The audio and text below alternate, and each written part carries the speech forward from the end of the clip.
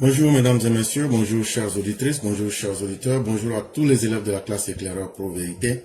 Nous sommes en date du 10 juillet 2025, merci de nous faire confiance. Vous êtes sur la plateforme éclaireur Pro Vérité, le lieu par excellence où nous cherchons simplement à convaincre sans chercher à vaincre qui que ce soit. Parce que toute âme convaincue n'a plus besoin d'être vaincue. Mesdames et messieurs, c'est la voix du militant et on ne va pas déroger à notre tradition. Tous ceux qui sont déjà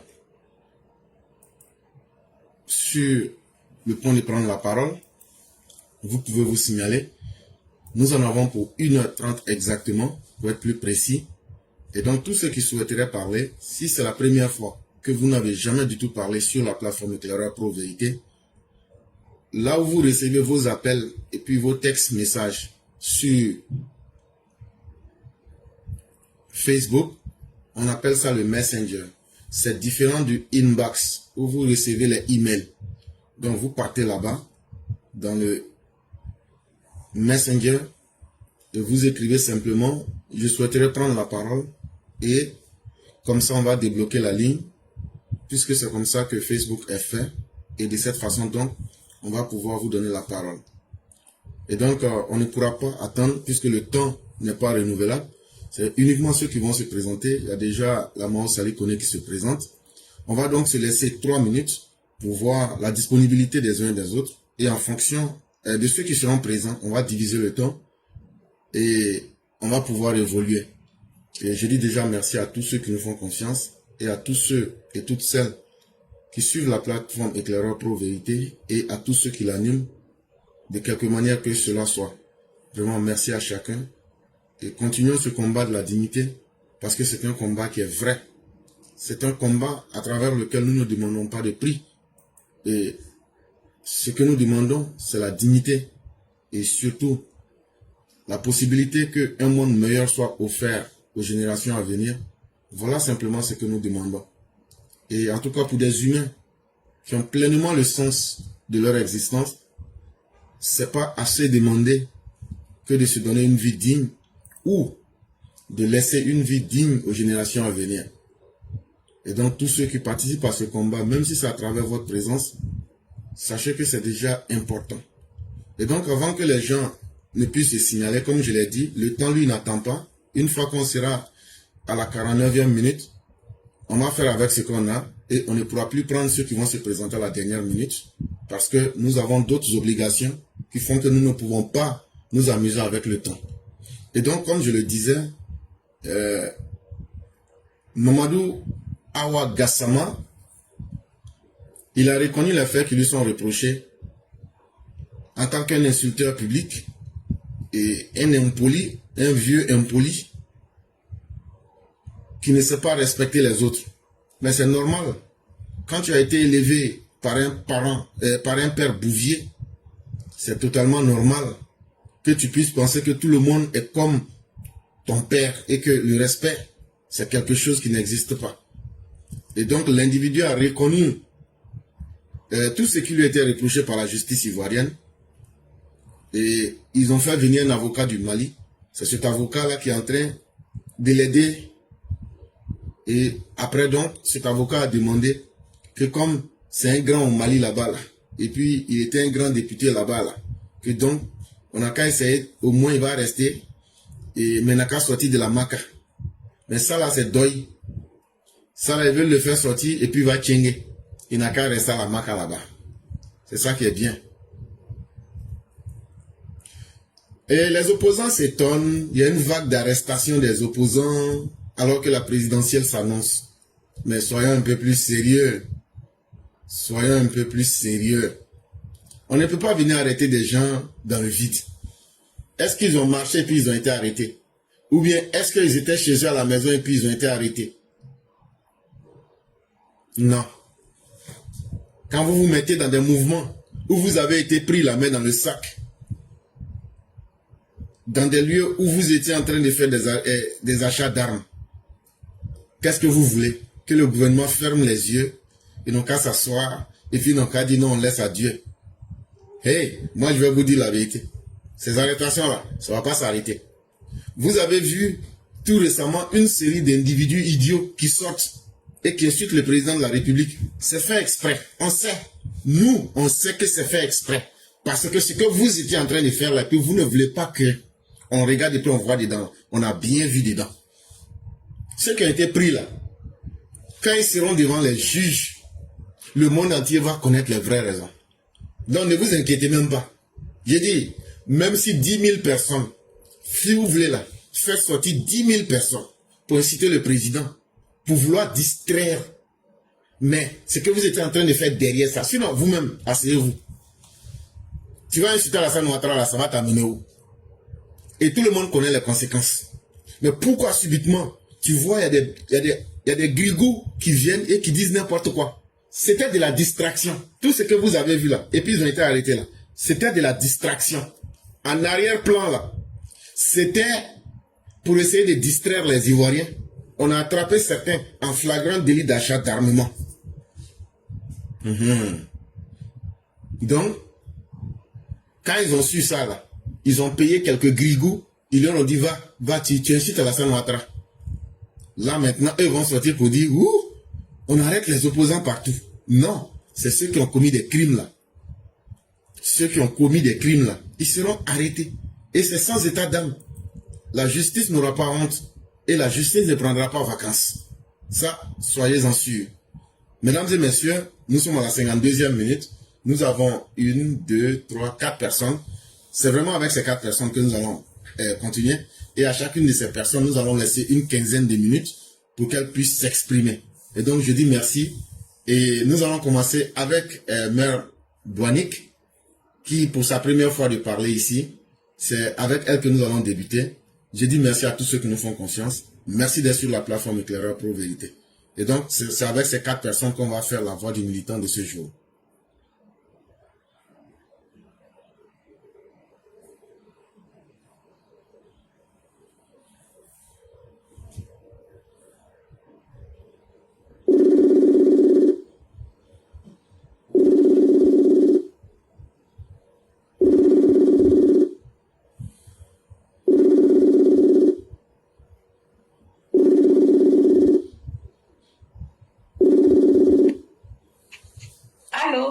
Bonjour, chère mère, comment allez-vous?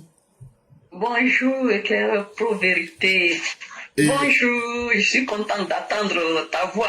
Et je le ressens par votre voix. Et je peux vous dire, soyez à l'aise. Et c'est une première fois, mais ça va bien se passer. Et dites-vous qu'il n'y a rien en face. Et que j'ai des idées, je vais les émettre. Et pour nous, c'est un énorme plaisir. On vous avait vu. On vous a vu à Paris. Vous êtes toujours avec nous, mais aujourd'hui, être capable d'entendre cette voix, c'est que le voile est maintenant levé et c'est un énorme plaisir pour nous.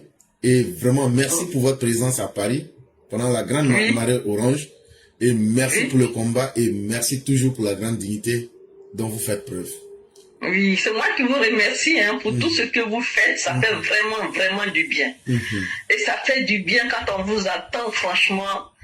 Moi, je suis à l'aise. Et puis, j'en profite, parce que je sais que je ne vais pas revenir, j'en profite pour remercier toutes les mères qui sont sur cette plateforme et tous les hommes. Bon, je ne connais pas tous leurs noms et leurs prénoms. Et j'en profite pour les remercier. Quand c'est comme ça, vous dites les Chao et les Mao. C'est un code de les Chao et les Mao, voilà. Ok, merci beaucoup. Vraiment, c'est à vous les remerciements, comme je le disais. Et c'est vraiment avec beaucoup de plaisir qu'on vous a entendu. Et tous les remerciements aussi vous reviennent. Et faites-nous confiance. On va toujours faire le mieux que nous pourrions pour informer les Ivoiriens. Et parce que aujourd'hui, notre pays, c'est la seule chose qui nous reste, mais c'est la seule chose aussi qu'on peut donner aux générations à venir. Bien sûr. Dans quel état nous allons laisser la Côte d'Ivoire? Ce n'est pas une question d'Alassane Ouattara, une question d'être contre Gbagbo. Non, ce n'est même pas ça. Les gens, si on se focalise sur ça, si Alassane Ouattara et puis Gbagbo meurent là, non, on fait quoi? La Côte d'Ivoire ne va pas s'arrêter. Ça. Et donc, nous sommes à la recherche de modèles positifs qui peuvent continuer à faire vivre la Côte d'Ivoire et à rendre les Ivoiriens dignes et à apporter la sérénité en Côte d'Ivoire. Voilà ce que nous recherchons. Parce que nous sommes en Occident. C'est bien beau. Mais qu'est-ce qui prouve que notre destin va nous condamner en Occident? Et il y a quelle fierté à mourir sur la terre des autres? Quelque part, quand même, pour nous Africains, c'est un malheur quand tu meurs en dehors de ta terre natale. Ce n'est pas vraiment notre choix. Et un jour, nous souhaiterions quand même que nous soyons chez nous, même si on n'a rien, mais au moins on a l'esprit tranquille avec... Mais bien sûr, de toute façon, on ne peut pas rester toujours ailleurs. Hein. Quand on va en vacances, on est content d'être dans notre pays, mais il faut qu'on aille en vacances. Il faut que le pays soit en paix. Moi, c'est tout ce que je demande. Il faut que le pays soit en paix. Moi, ça fait plus de 40 ans que je suis en France. Hein. Donc, j'aimerais... Il y a plein de gens qui veulent venir en Côte d'Ivoire. Mais quand on attend tout ce qui se passe dans les réseaux sociaux, ils ont peur. Je dis, mais n'ayez pas peur. Faut pas avoir peur. De toute façon, le pays tel qu'on voit... Moi, je fais confiance au gouvernement qui est là, je fais confiance aux forces de l'ordre et je fais confiance à mon président. Et comme je le dis toujours, pour moi, ça sera le meilleur président que la Côte d'Ivoire ait eu. Peu importe tout ce que les gens racontent, c'est le meilleur des présidents. En dehors de lui, peut-être qu'après lui, d'autres qui vont venir, mais pour le moment, c'est le meilleur. Voilà. Et je suis totalement d'accord avec vous. Et peut-être que beaucoup ne comprennent pas ce que nous disons. Et comme j'étais à le dire, ce n'est pas l'ethnie mais la personne du président Alassane Ouattara qui nous intéresse. Non. Sa femme, ses enfants l'aiment mieux que nous. Et il aime de sorte que nous ne pourrons jamais l'aimer. Mais le modèle qu'il a tracé, c'est une voie sûre. Et comme vous l'avez dit, il n'y a pas une opposition crédible en Côte d'Ivoire qui puisse inspirer confiance. Quand vous-même vous sabotez votre pays pour dire que votre pays, c'est pas bon, votre pays est dernier, vous dites aux gens de ne pas avoir de la considération pour ce pays. Et en même temps, vous voyez des gens qui viennent pour dire le pays va brûler. C'est pas bon. Non, c'est pas bon. C'est pas bon. Mais Dieu merci, il y a des autorités aujourd'hui. La sécurité du pays est leur première priorité et ça se voit. Et ce que nous demandons à tous les Ivoiriens et à tous ceux qui aiment la Côte d'Ivoire, si vous voyez quelque chose qui n'est pas bien, une menace contre la Côte d'Ivoire, n'hésitez pas. Vous pouvez rentrer directement en contact avec le gouvernement à travers le numéro de téléphone qui est le 100 ou bien le 111. En tout cas, non, on ne le cache pas. Si vous contactez la plateforme Éclaireur Pro Vérité, s'il y a une information, nous la transmettons. Oui, bien sûr. C'est pour ça que moi, je vous suis tous les jours. Quand je peux, j'attends. Dès que je vois, allez, hop, je suis dessus. Mon mari me dit, mais qu'est-ce qui t'arrive? Je dis, oh, calme-toi là-bas, attends, on verra après. J'espère que vous n'allez pas le contaminer aussi. Mais il est d'accord avec moi. Il est d'accord avec le président Alassane Ouattara. Il est d'accord avec tout ce qui se passe dans notre pays. Donc, moi, je suis pour tous ceux qui font comme toi, comme les mères, les pères, tout ça là. Il faut qu'on sécurise notre pays pour nos enfants, pour nos petits-enfants. C'est pourquoi qu'on fait ce travail-là. C'est pas uniquement pour nous. Nous, à notre âge, on va peut-être passer. Mais pour les jeunes qui viennent, il faut qu'ils retrouvent un pays qui est magnifique. Moi, j'ai beaucoup voyagé. Mais maintenant, quand tu vois la Côte d'Ivoire dépasse certains pays que j'ai connus. Donc c'est normal, il faut continuer comme ça, plutôt que de tirer notre pays en arrière. On a un seul pays, moi c'est la Côte d'Ivoire. Les autres pays, à côté, là, tout ce qui se passe dans les autres pays que j'aimerais pas dire le nom, alors que c'est des pays que j'aimerais visiter. Mais aujourd'hui, moi je dis à mon mari, ce n'est même pas la peine qu'on aille dans ces pays-là. Si ça peut se faire arrêter, alors que c'est dommage, hein. Franchement c'est dommage ce qui se passe dans les pays à côté, c'est pas bien du tout. Et effectivement, nous prions Dieu pour que beaucoup d'Ivoiriens puissent comprendre comme ça. Mais même s'il y a un intellectuel, quelqu'un de bon qui sort dans le PPACI ou bien dans le PDCI, nous, on n'aura pas de problème à le suivre.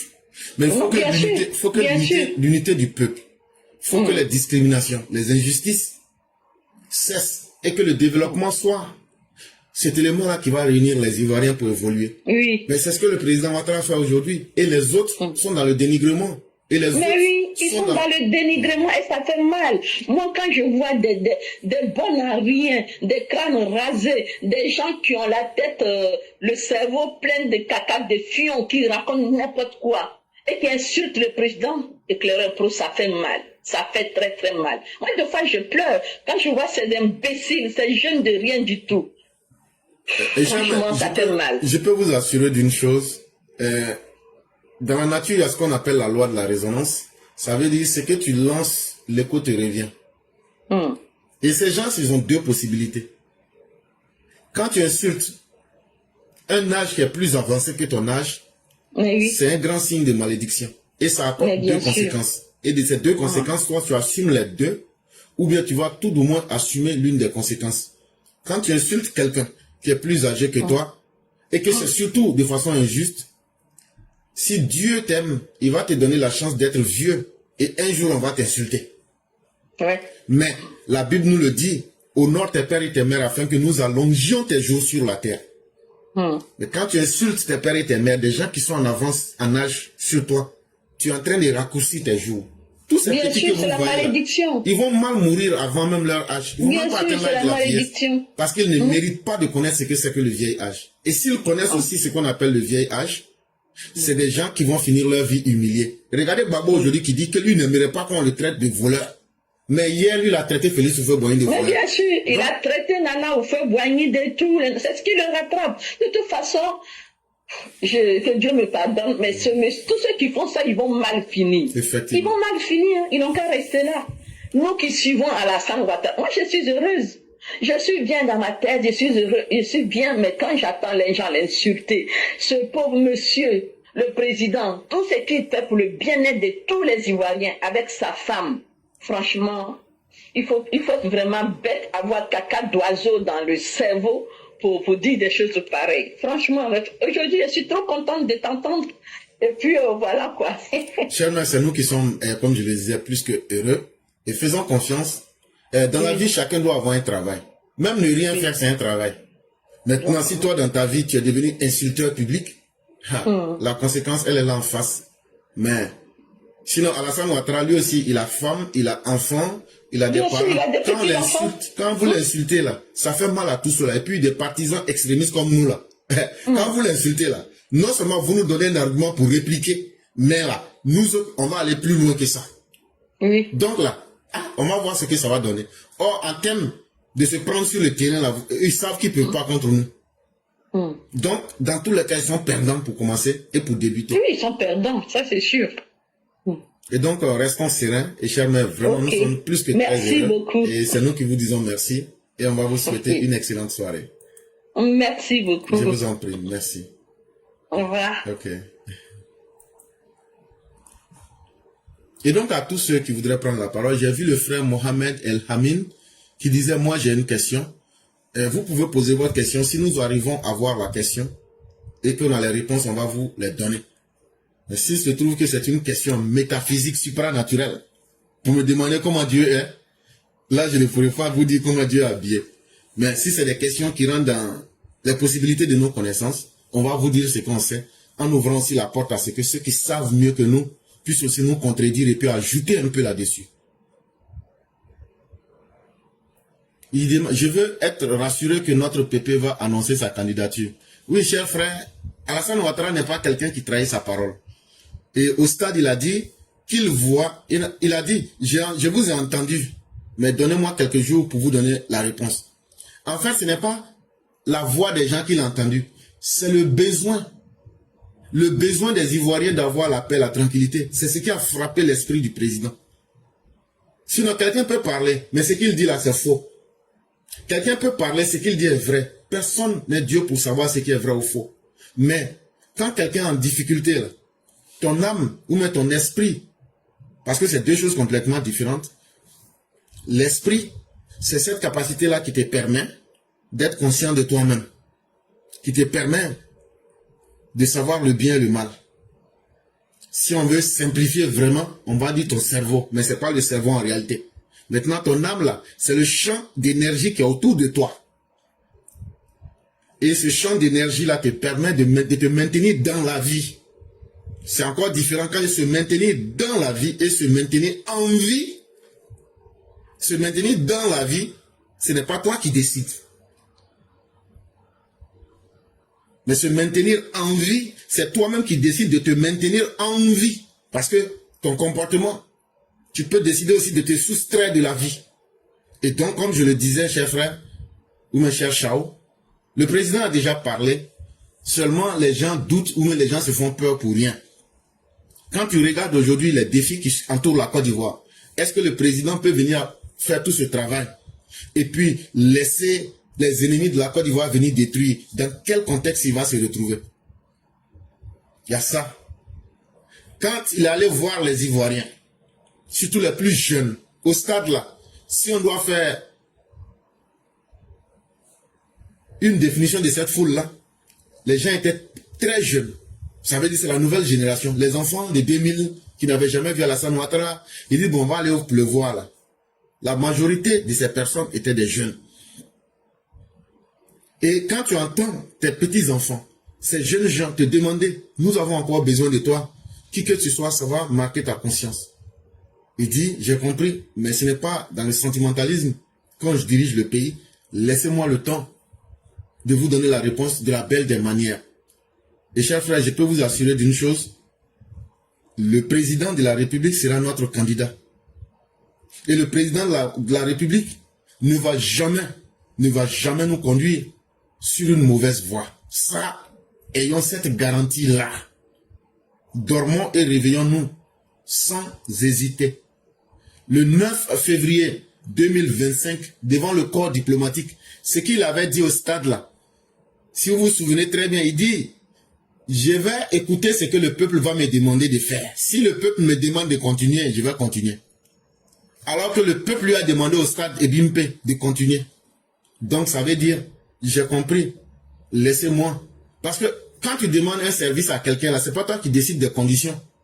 C'est pas toi qui lui dis, bon, comme on t'a demandé d'être là, comme tu vas être là maintenant là, donc voilà, on a qu'à faire, on va partir. Non, c'est pas comme ça. C'est un service que les Ivoiriens lui demandent. Gbagbo là, est-ce qu'il peut maintenir la paix aujourd'hui? Chaka Diagne, c'est pas lui. Il y a qui en Côte d'Ivoire aujourd'hui qui peut maintenir les 322 462 km²? Ils ont fait leur preuve et ça a été soldé par des échecs. Économiquement parlant, eux ils viennent au pouvoir, c'est pour tomber sur l'argent du peuple et puis leur dire qu'il n'y a rien à faire parce que tout est déjà fait. Alors que la Côte d'Ivoire ne peut plus se permettre. La population ivoirienne ne fait qu'augmenter. Si on ne trouve pas des politiciens qui sont imaginatifs, qui ont de l'imagination, demain on sera piégé. Avec Babo et Bédier, de 93 jusqu'en avril 2011, on a fait pratiquement 18 ans dans le vide. Il n'y a rien eu qui s'ajoute au développement que Félix Houphouët-Boigny avait fait. Est-ce que c'est ça on veut encore? Des politiciens incapables de réfléchir, qui disent non, on a déjà tout fait, hein, tout est fini, donc nous on vient là, nous on s'assoit seulement, c'est pour bouffer. Non, la Côte d'Ivoire n'a plus besoin de ça. Il faut qu'on juge les politiciens par leur capacité d'apporter le bonheur à tous les Ivoiriens à quelque niveau qu'ils soient. Et donc, chers frères, chers pères, n'ayez aucun a priori, n'ayez aucun doute, le président Alassane Dramane Ouattara sera le candidat du RHDP pour les élections du 25 octobre 2025.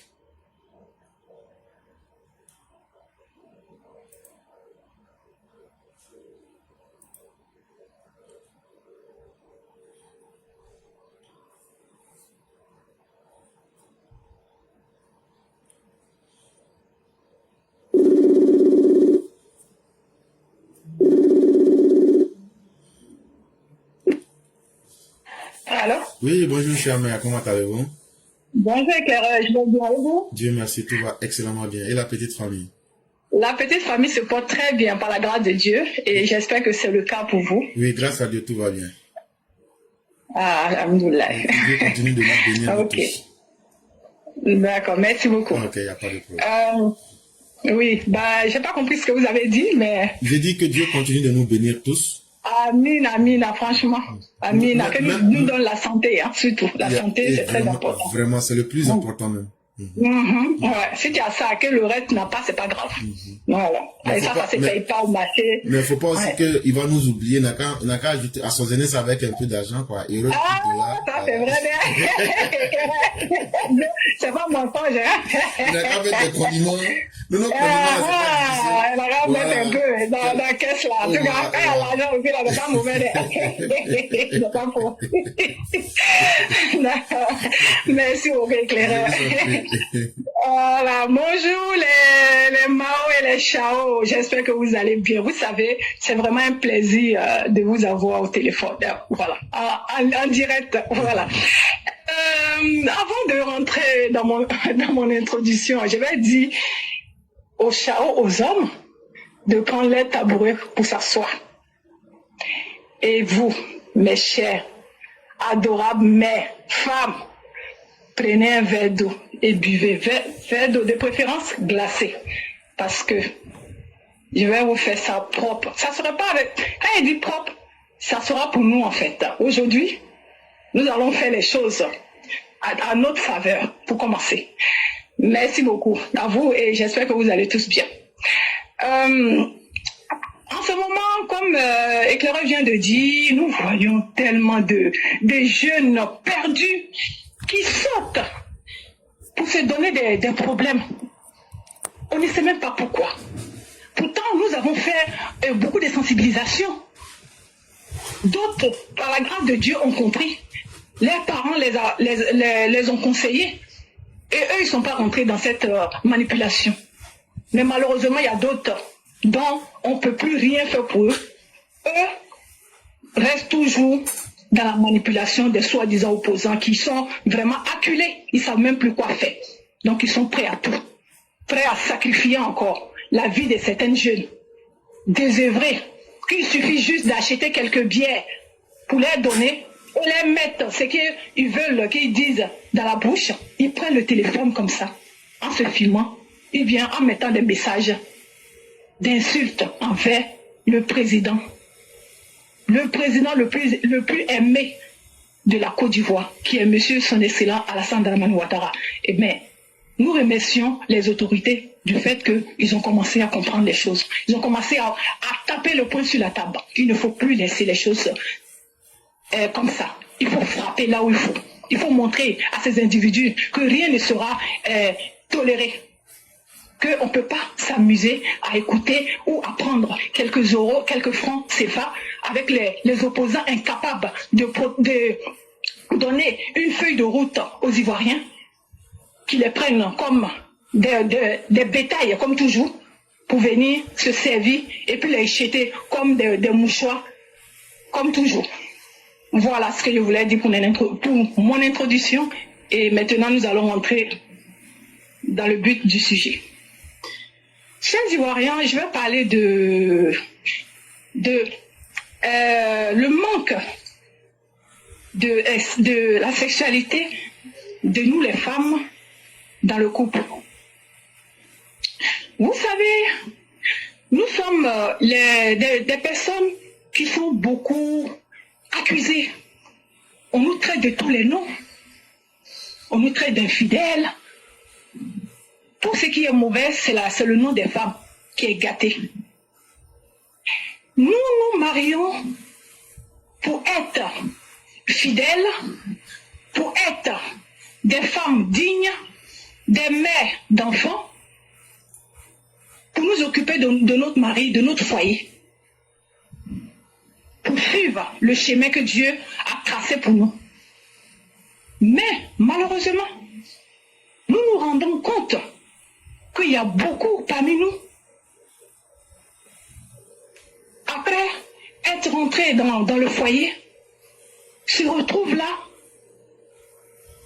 à quémander le sexe à son mari. Et ces maris-là, qu'est-ce qu'ils font? Dès qu'ils finissent de nous marier pour nous mettre dans les maisons, au début, tout va bien.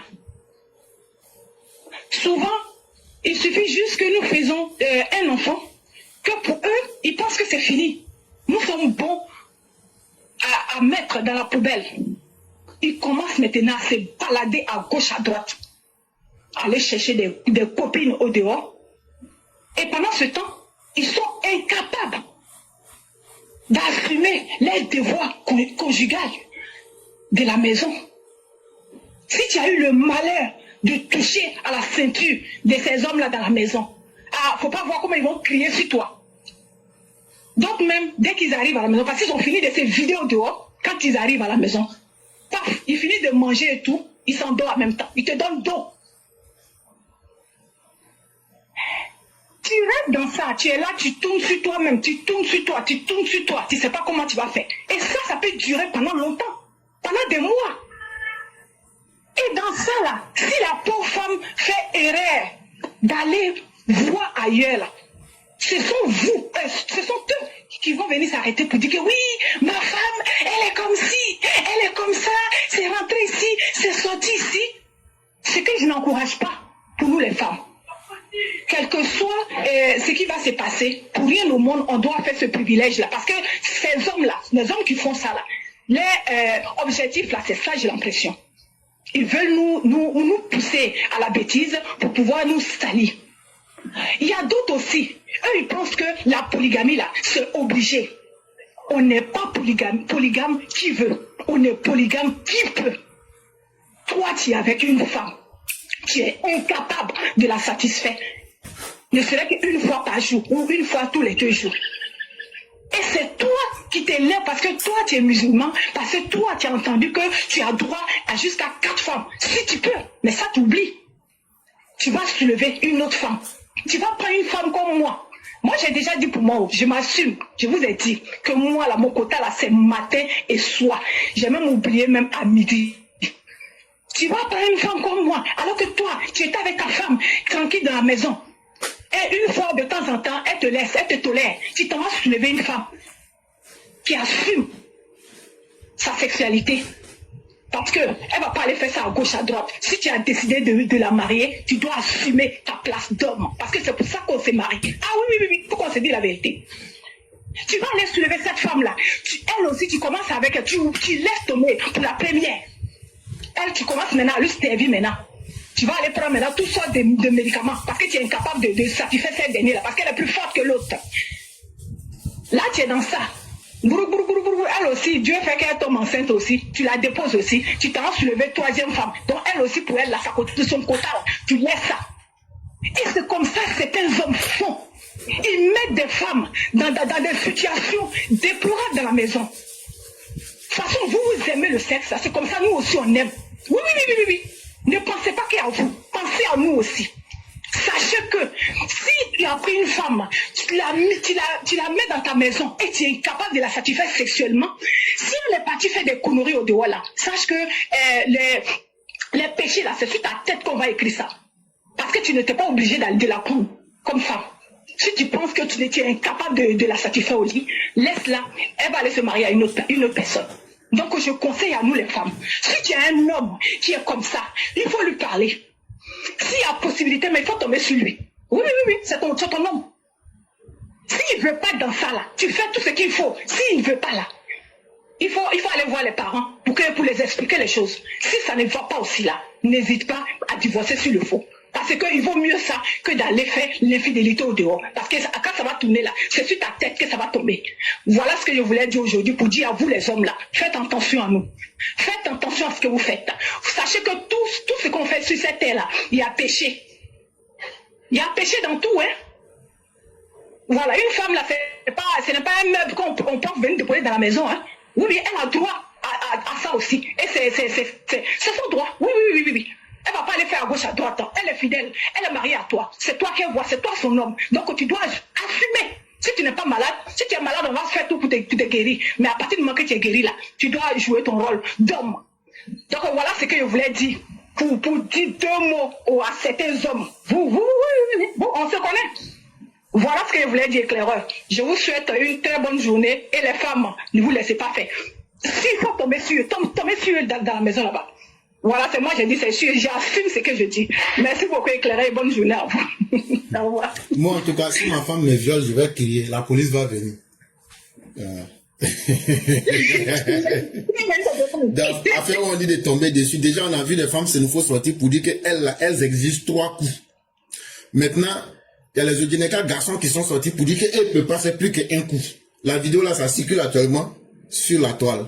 Ça, c'était pour un peu distraire la galerie. Mais chers mères, ce que vous dites, il y a beaucoup de sérieux là-dedans. Et à vous entendre, vous accusez les hommes. Ce n'est pas faux, parce que je ne vois pas quelqu'un qui va aller au tribunal et puis s'accuser lui-même pour faciliter la tâche au juge. Mais en fait, regardons dans tous les deux côtés. C'est quoi d'abord le mariage? Le mariage, c'est l'union de 2 personnes qui disent on s'aime, on va vivre ensemble. Et dans vivre ensemble là, c'est pas seulement dans la bouche. Vous allez faire des enfants et tout le monde sait comment on fait des enfants. Et la sexualité est très importante dans un couple. Ça, il n'y a pas de doute jusqu'à cela, à ce niveau. Maintenant, vous, les femmes africaines là, vous avez des grands défauts. On est en train de se parler en vrai. Quand une femme africaine fait un enfant là, elle pense que ton foyer là, c'est elle qui a la clé de ça. Nous les garçons là, nous on va vous dire ce que nous on pense en réalité. Nous les garçons là, dans notre tête là, les seules femmes avec lesquelles on ne peut pas coucher, c'est nos mamans et puis nos soeurs. Mais il y a des gens même là, elles sont tellement malades dans la tête là, qu'ils peuvent même dépasser ces barrières. Comme pour vous dire combien de fois, nos sexualités, la sexualité féminine et puis la sexualité masculine là, c'est 2 mondes complètement différents. Et donc il se fait que, quand un homme marie une femme, vraiment c'est le meilleur choix qu'il a pu trouver. Mais qu'est-ce qui se passe chez les femmes africaines? Il y a un élément, à partir du moment où elle est dans le foyer là, et puis elle a eu enfant là, elle pense que les enfants là, ce sont les enfants là qui sont son foyer. Hein? Moi je suis dans le mariage à cause de mes enfants. Tu la vois, quand tu quittes le travail là, elle est sale dans la cuisine. Elle-même là, l'entretien là, elle a oublié ça. Et vous avez toujours un argument. Non, c'est à cause des enfants, je n'ai plus le temps. De la manière que tu n'as pas le temps là. C'est comme ça si tu donnes le boulevard pour qu'on te trompe. Quand ta femme, elle est toujours bien habillée, elle est toujours au rendez-vous pour te séduire. Parce que nous, chez nous Africains là, nous on est là. Non, moi je ne veux pas séduire mon mari. Je n'ai pas le temps à ça. C'est ça qui fait aussi que le garçon, ça va dehors aussi. Parce que le garçon, là, lui, veut toujours voir quelque chose qui brille. Ce n'est pas qu'il ne t'aime pas, hein, mais c'est parce qu'il y a quelque chose qui manque. Et ce quelque chose-là, c'est d'abord l'entretien de soi. C'est d'abord de continuer la séduction. Chers mères, je ne vais pas vous mentir, hein. On n'est pas dans Roméo et Juliette. Un homme, là, sa responsabilité, là, c'est de payer le loyer. C'est de mettre la nourriture sur la table. C'est de s'occuper de l'éducation des enfants. Je parle des hommes en vrai. Un homme en vrai, là, tu ne partages pas les dépenses avec ta femme. Tu t'assumes parce que les décisions, là, c'est toi l'homme qui doit les prendre. Tu peux écouter la femme, tu peux discuter avec elle, souvent elle peut ajouter sur tes idées. Mais à la fin de la journée, là, on dit l'homme est le chef de la famille. Et pour être chef, là, il faut que tu joues ton rôle pleinement. Un chef, là, quand il sort, là, quand on va au travail, là, au dossier, là, souvent, là, nos patrons, là, ils nous écrasent. La frustration et puis le stress est dans notre corps. Souvent, là, les problèmes de la vie font que l'homme, lui, prête pas attention à quelques détails qui sont à côté de lui. Mais vous, nos mères, vous naissez avec cette intelligence naturelle. C'est vous qui savez comment rendre les choses intéressantes. Quand un homme vient à la maison, là, le simple fait de dire à ton mari, à travers des mots doux, d'apaiser son cœur, là, ça fait qu'il va toujours se souvenir que, ah, il y a quelqu'un qui est là pour moi. Mais est-ce que combien de vous, nos mères, vous faites ça? Ah, il est venu, ah, tu es venu, ah, c'est fini, ta nourriture sur la table là-bas. Ah, moi, je suis en train de regarder Marima. Ah non, je suis occupé avec les enfants. Donc, quelqu'un qui est déjà stressé, qui est fatigué, quand il vient là, souvent même là, c'est pas forcément qu'il était dehors, hein, mais la vie l'a écrasé au boulot là. Ça, cette fatigue avec le stress là, fait que souvent même il va au lit. Il dort comme ça. Et donc la communication devient très importante. Les gens pensent qu'avant, là, que nos mamans au village ne séduisaient pas nos grands-parents, c'est faux. Nos grands-mamans l'ont remarqué très bien. En tout cas, moi j'ai remarqué, je ne sais pas si d'autres ont remarqué.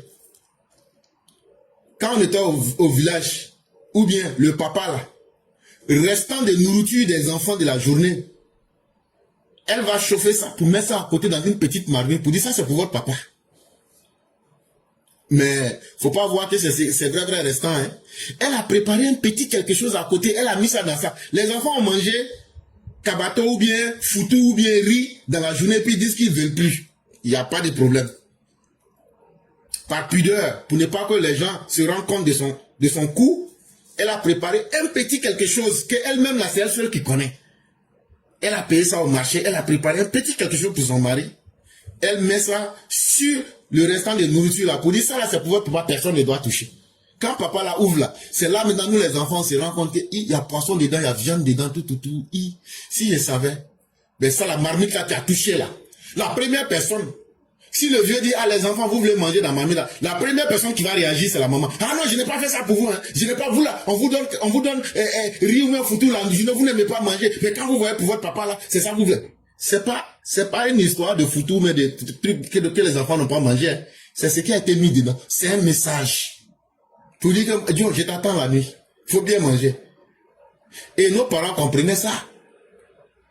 Eux là, on les prend pour des gens ringards, on les prend pour des villageois. Mais pourquoi leur mariage ont duré? C'est parce qu'ils avaient leur propre code. Mais nous là, la nouvelle génération là, surtout nous-mêmes qui sommes en Occident, nous on évolue comme ça dans le vide. On n'est pas romantique comme les Blancs. Josie aussi, tellement on est pauvre aussi, Josie aussi nous écrase. On ne communique pas. La femme aussi qui est à la maison, elle aussi elle est frustrée. Mon mari ne me regarde pas. Tu ne peux pas aller choisir quelque chose que tu n'aimes pas. Mais si à un moment, ce que tu avais aimé là, tu ne regardes plus là, c'est que la chose même là ne veut pas briller elle-même aussi. Vous aussi, nos mères là, vous devez accepter. Sinon là, vous ne pouvez pas dire que vous aimez la sexualité plus que les hommes. Non. Une femme ne peut pas aimer la sexualité plus qu'un homme. Nous-mêmes là, c'est inné à l'homme. Mais c'est la manière là, c'est ça qui fatigue avec les femmes africaines. Donc là, si vous ne changez pas ça aussi là, les plus faibles là vont aller vous tromper. Donc là, on n'a qu'à regarder le côté dans les deux sens. Et la première chose qui peut régler ce problème là, dans le couple, on n'a qu'à communiquer. Après la communication là, la femme à ce niveau a un petit rôle à jouer quand même, parce que vous savez séduire plus que... Ça fait partie de votre nature que d'être des séductrices. Faites ça. Et vous allez voir si ça ne va pas l'intéresser. Parce que le garçon là, lui, veut toujours voir quelque chose. Pourtant, c'est la même chose là. Hein. Tu vas aller mille fois ces mêmes choses là. Mais il veut toujours voir quelque chose de nouveau. Mais toi, la femme là, depuis pas un kita qu'on a payé pour toi, depuis c'est ça tellement tu attaches seulement. À un moment là, ça devient quelque chose qui n'attire plus. Le corps de la femme doit être un mystère pour l'homme. J'aurais bien voulu vous raconter un secret, mais c'est tellement personnel que je laisse ça. Mais peut-être que vous comprendrez entre les lignes. Mais ce jour-là, tous les enfants étaient là, ils étaient en train de sourire. Et puis maintenant, tu vois des regards bizarres dans les yeux. Mais elle avait fait son rôle. Si les enfants étaient capables, voilà, si les enfants étaient capables même de sentir ça dans l'air, est-ce que toi tu peux reculer? Voilà, justement. J'aimerais bien voir la tête de ce papa-là ces jours-là. Hein? Mais quand tu vas avec des souris bizarres, tu as l'impression que ce sont des hommes. Eux, ils sont là, ils sourient et puis ils te regardent, ils regardent de l'autre côté. Et puis maintenant, ils font semblant d'utiliser leurs appareils. J'ai dit vos mots Diapro Max. Mais ça, c'est pour plaisanter. Mais c'est pour vous dire que, à partir du moment où une femme sait jouer son rôle, parce qu'en réalité, vous, nos mères, là, il n'y a rien qui est impossible pour vous. Et toi-même, tu le sais. Hey, femme va dire à garçon, je t'aime, et puis garçon, là, lui, va laisser. C'est que vraiment, il ne fonctionne pas. Sinon, là, il va faire ce qu'il peut. Mais une fois qu'une femme abandonne ça, et qu'elle abandonne ce côté charmant, là, c'est ça qui fatigue beaucoup de nos couples. Et ça, là, il faut que vraiment vous travaillez sur ça aussi. Et puis, la communication, moi, je vais plus rien lui dire, je suis fatigué. Faut pas te fatiguer, c'est pour toi. C'est pour toi. Peut-être que c'est la manière. À travers quelques petits mots, tu peux le calmer.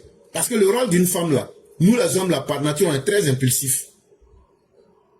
Mais quand tu arrives déjà à calmer ton mari, là, tu l'as déjà eu. Ce qu'il aime, là, les petites choses où tu peux la voir, là, c'est ça. En réalité, là, nous, on demeure quand même des grands enfants, quoi. Mais bon, on n'aimerait pas que les gens sachent ça parce que on veut qu'on nous blague. De la manière que vous aimez quand on va derrière vous, on vous blague là, et puis on vous dit que non, on est prêt à tirer le soleil pour mettre dans votre poche là, et puis vous croyez là. C'est comme ça aussi que nous-mêmes là aussi là. On aime quand on est à deux là, on aime qu'on nous prenne comme des enfants. Et quand c'est comme ça là, on se sent à l'aise. Et donc, je vous ai expliqué un peu la psychologie masculine. Je n'ai pas le monopole de tout savoir. J'ai expliqué ce que je sais. Mais il y a des gens qui ont plus d'expérience que moi et peut-être qui voudraient prendre la parole. Mais essayez aussi de voir à travers ce que j'ai dit pour comprendre aussi le côté des hommes qui, d'une certaine façon, sont des prédateurs. Ce n'est pas justifié. Ben, je dis, si vous leur ouvrez la porte, pour beaucoup qui n'ont pas, s'ils n'ont pas des objectifs assez fixes, ils vont dévier. Parce que vous demeurez quand même les mères dans le foyer. Une femme qui tient son foyer, elle devient la mère même de son mari. Et ça, c'est très important. Et voilà ce que j'aimerais bien ajouter. En tout cas, merci beaucoup, éclaireur. Merci beaucoup. Tu as fait une très belle analyse et pour dire aux femmes et aux hommes, regardons dans les deux côtés et essayons de nous de communiquer, de savoir ce que l'autre aime et ce que l'autre n'aime pas. Et ça évitera de continuer dans la même dans la même bêtise, si je peux dire. Et puis ça forcera l'autre aussi à faire des efforts. C'est très important pour la réussite de notre couple. Merci beaucoup et bonne journée à vous tous. Au revoir. C'est important pour la réussite du couple, mais surtout aussi pour la stabilité même des enfants.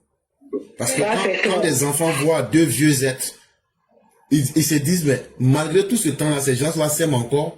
Parce que il faut aussi pouvoir voir le regard des autres. Et c'est là que je vous ai dit que moi, je suis très bête dans la tête. C'est-à-dire que moi, je ne regarde pas les choses comme les autres voient. Ce que les autres voient là, je vois, mais j'essaie de voir autrement. Toi, tu vois deux êtres, 60 ans, 52 ans. C'est un exemple que je prends. Ou bien 70 ans, 80 ans, mais ils s'aiment encore. De prime abord, si tu es jeune, tu te dis, mais ceux-là, ils sont déjà vieux. Et puis encore, bon, ça n'attire plus. Mais quand tu sais voir l'autre côté, tu vois que deux êtres qui se sont aimés pendant au moins 50, 30, 40 ans, c'est tellement beau. Quand tu vois la confiance, quand tu vois la complicité, quand tu vois le chemin qui est parcouru, c'est tellement beau. Que toi-même là, tu dis, je souhaite que ma vie soit comme ça.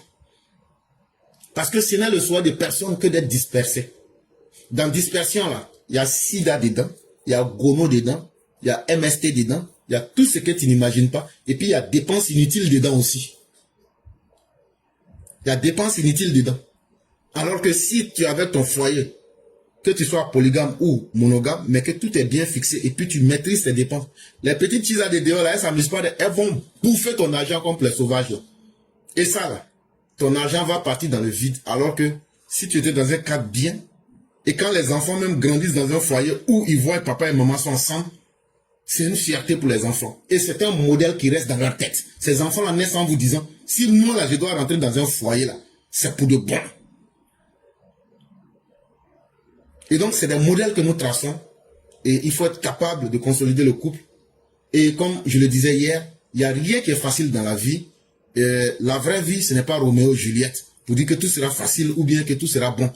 C'est comme venir en Amérique, on vient avec nos rêves, mais la réalité nous rattrape. Mais il faut savoir faire la part entre la réalité, entre le réel et le rêve. Et puis maintenant, tu traces ton petit chemin. C'est ça aussi un foyer. Il aura des difficultés. Essayez de discuter, essayez de vous entendre pour pouvoir progresser. On va donc continuer avec Mère Sally Koné, qui va prendre la parole.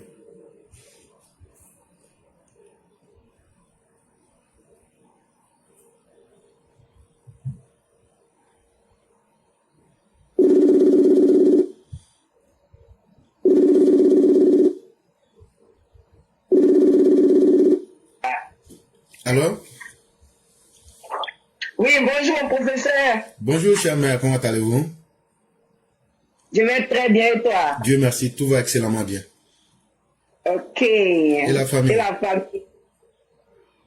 Comment va la famille?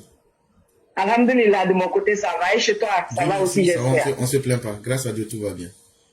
Dieu merci. Vous m'entendez, hein, j'espère? On vous entend parfaitement. Ok, cool.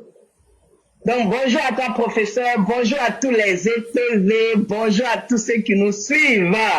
Avant que je ne parle politique, je vais rebondir sur Geneva. Ah oui, Geneva, merci de nous avoir montré que la vidéo de notre roi du printemps parle des femmes Koyaka. C'est vous qui aviez dit que vous voulez ça. Tu es venu confirmer. Mais attendez, les femmes, ne soyons pas hypocrites. Il faut qu'on se parle. Hey, quand tu as une femme qui aime sexe là, hey, faut rendre ton mari heureux. Ah oui, parce que l'homme là, quand il se sent bien là, tu n'as pas besoin de demander. Mais ton homme vient, t'as t'es quitté où? Je t'ai appelé, tu n'as pas répondu au téléphone. Qui t'étais? Hey, quand tu dis ça net là, lui-même là, même s'il était à jouer pour venir vers toi là, il est découragé. Mais si tu veux la faire porter string jusqu'à mettre sur ta tête ou enrouler, il est découragé. Il faut savoir prendre un homme. Si tu aimes la chose là, vous les femmes Koyara là, venez là. Vous les femmes Koyara là. Prenez bien les hommes. Les hommes ne sont pas compliqués. Mais quand l'homme est malheureux là, forcer son côté là, ça va descendre, c'est obligatoire. Mais une femme qui sait prendre son homme, qui sait lui parler, qui sait lui faire les chichis, mais vous, est-ce que ça va besoin de parler? Ça n'a pas besoin de parler. Dès qu'il rentre à la maison, là, mais il t'a vu naître là, mais lui, il est déjà content. Donc, comment tu connais à faire là? Mais vous ne pouvez pas dire que vous aimiez ça et puis vous fatiguez les hommes. Quand tu fatigues un homme là, tu sais qu'il n'a qu'à aimer ça comment? L'homme vient à la maison, son visage est serré pour l'accueillir. On a été inquiété c'est pour te couper de son téléphone. Ou bien même, il ne peut même pas s'asseoir même pour causer, pour faire des petits chichis. Dès qu'on est à côté de toi, c'est le téléphone, tu regardes. C'est sa tablette, tu regardes. Ah, telle personne t'envoie un message. C'est qui ça? Mais ça va, ça décourage les hommes. Ah oui, moi j'ai des fils, moi mes fils, je leur dis la vérité.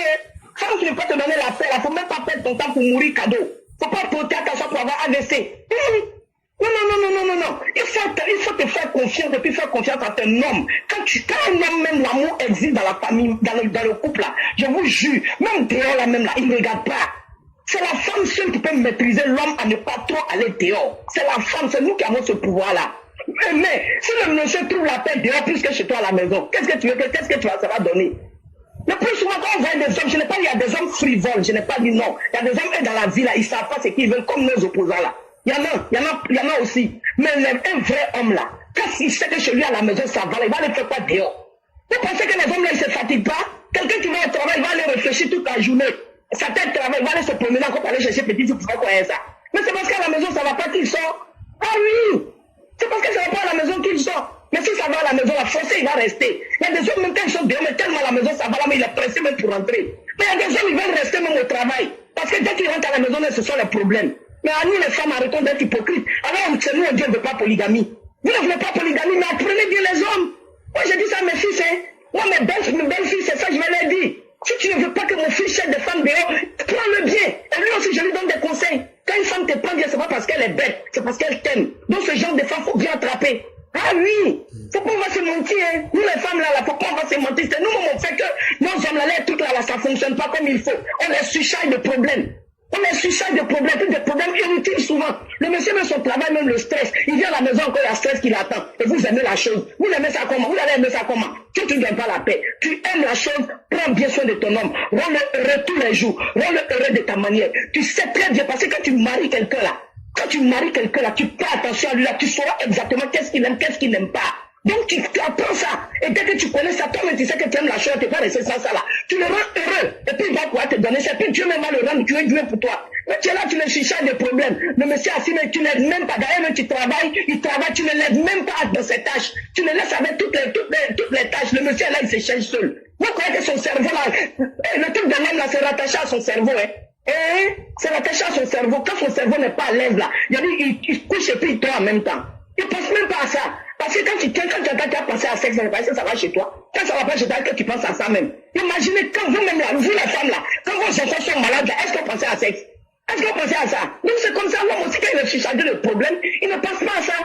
Voilà, donc il faut l'aider, il faut aider les hommes. Si vous aimez ça, aidez-les, vous allez voir que tout va bien se passer. Voilà ce que j'avais à dire aux femmes Koyaka. En tout cas, ça a été bien dit.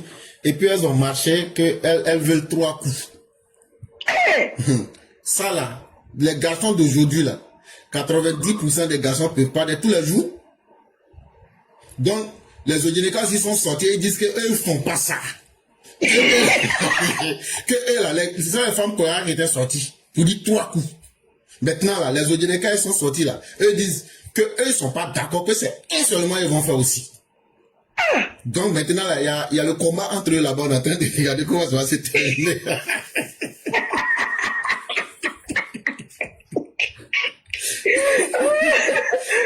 le frère a dit ça en amusement, mais c'est la vérité. Oui, Quand un homme est trop surchargé de problèmes dans la maison, Wallah et Billah, il ne va pas rester puissant longtemps. C'est vrai.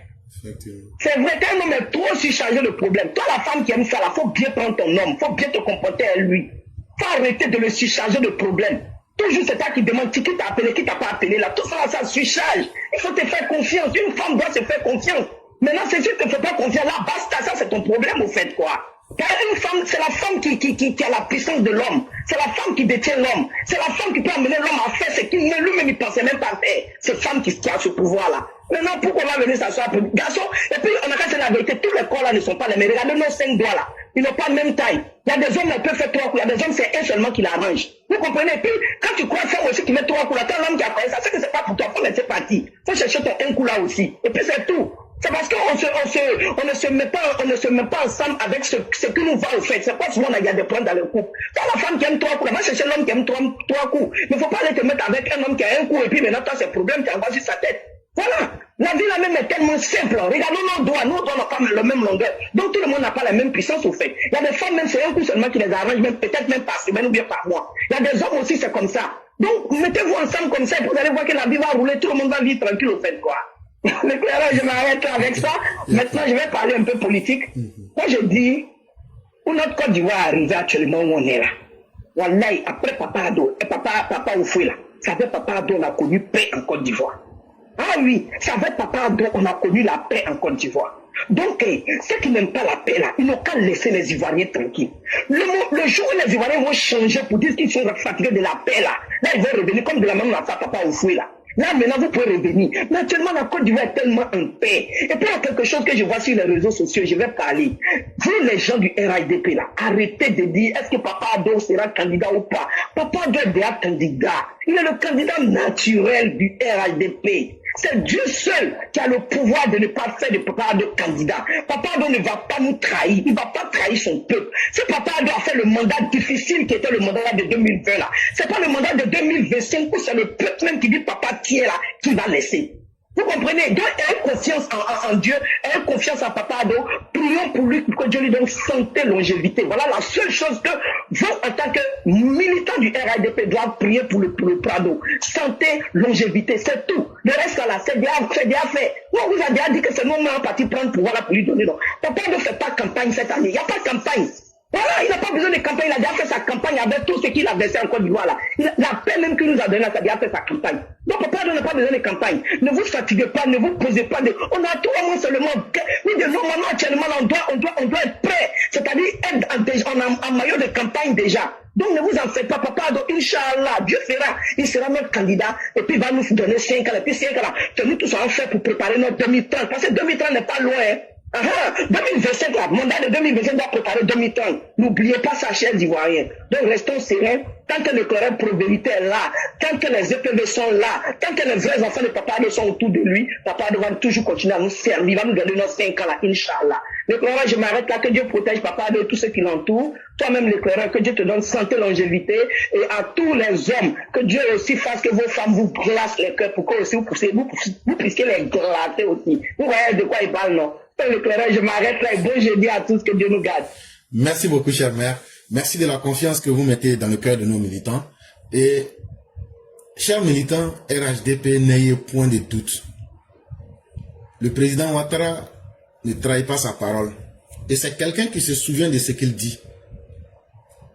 Mais la sagesse veut qu'on prenne les décisions en dehors de tout sentiment. Quand tu es trop heureux ou quand tu es fâché, non. Toutes les vraies décisions se prennent dans ce milieu quand l'esprit est tranquille. C'est tout. Aujourd'hui, là, pour savoir si le président Ouattara est soucieux de l'avenir de la Côte d'Ivoire, regardez le travail qu'il a fait. Il a fait ce travail-là. Ce n'est ni pour toi, ni pour moi, mais c'est pour nos enfants. C'est pour les générations à venir. Mais quand vous regardez les opposants, est-ce que vous retrouvez des gens qui ont l'amour de la Côte d'Ivoire? Un Soroguion qui dit, je vais brûler la Côte d'Ivoire pour pouvoir venir m'asseoir dedans. Un Chakadjan qui dit, si je ne gagne pas, si vous ne me laissez pas voler votre argent, je vais gâter votre nom. Gbagbo qui dit, je veux venir, la vengeance que j'avais faite, je veux venir terminer ça. Donc laissez-moi, je vais venir terminer. Est-ce que ce sont des gens sérieux? Le président Ouattara, cher militant, sera notre candidat. Ne vous fiez pas à ce que les opposants vous disent. Eux-mêmes, là, dans leur propre parti, n'ont pas fini de régler leurs problèmes. ne les écoutez pas sur ce qu'ils vont dire. Ils ne vont jamais dire quelque chose qui vous arrange. Et c'est pourquoi nous vous avons dit depuis le départ, ne les écoutez pas. Des gens qui mentent, le lendemain, on les attrape. Maintenant, les petits voyous, on vous avait averti que si tu n'aimes plus ta vie là, et puis tu vends ta vie aux politiciens, là, de la manière ils vont te dire dans la rue là, c'est comme ça, les expériences qu'ils sont en train de faire là, la PLCC et puis l'ANSI est en train de les attraper pour mettre en prison là. Non, on vous avait averti. Si c'est combat de rue là, les gens vont vous taguer là-bas. Si vous insultez là, ils vont vous mettre en prison. Donc dans les deux cas là, qui est perdant? C'est pas l'enfant de Gbagbo. C'est pas Gbagbo lui-même. Vous qui êtes en prison là, même Peng Gojo ne vont pas vous envoyer. Après là, c'est pour se promener, pour utiliser votre souffrance pour dire il y a les gens en prison. Mais après, ils s'en foutent. Après là, ils s'en foutent. C'est le commerce qu'ils sont en train de réaliser sur vos têtes. Mais si vous êtes prêts à être les sacrifices des autres, pour réaliser le bonheur des autres, autres que vos parents, continuez. Mais la Côte d'Ivoire, comme la mère vient de le dire, aujourd'hui, la majorité des Ivoiriens est consciente que nous avons un pays à construire. Nous avons un compte à rendre à nos enfants ou aux générations à venir.